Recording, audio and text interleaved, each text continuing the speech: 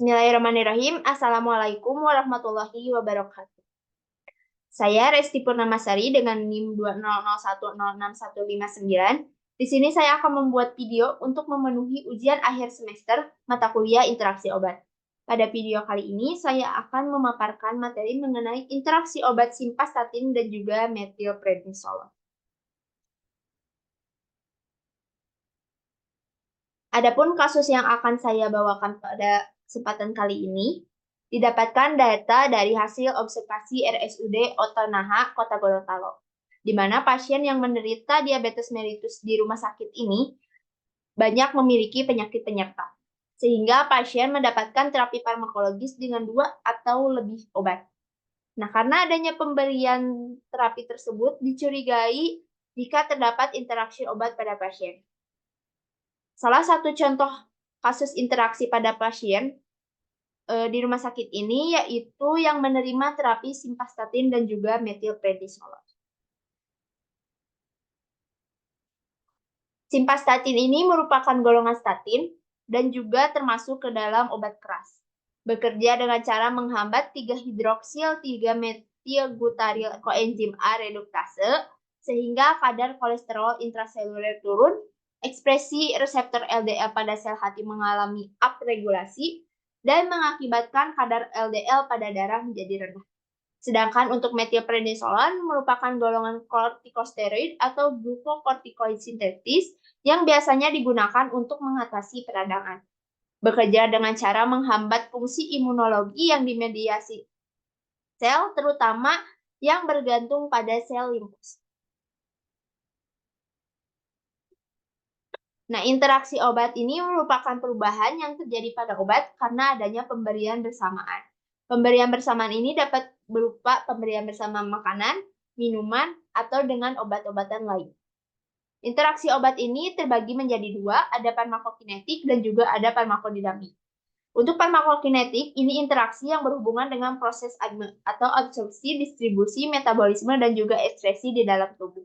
Sedangkan untuk farmakodinamik, ini berhubungan dengan reseptor atau tempat kerja obat, di mana efek yang dihasilkan itu dapat berupa serupa atau berlawanan. Interaksi obat juga ada yang bersifat minor, moderat, dan juga mayor. Untuk minor, itu efek yang dihasilkan relatif lebih kecil.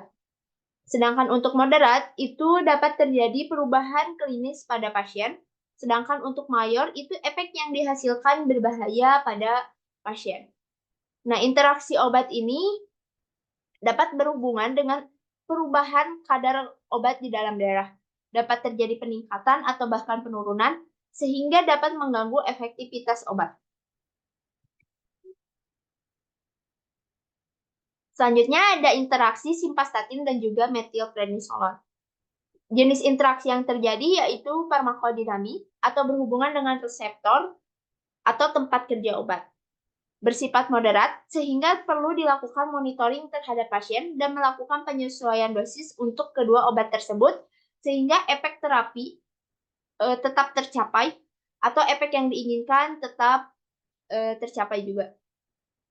Sedangkan untuk interaksi yang terjadi, itu metilprednisolon akan menurunkan tingkat atau efek simvastatin dengan mempengaruhi metabolisme enzim CYP3A4 di hati dan usus.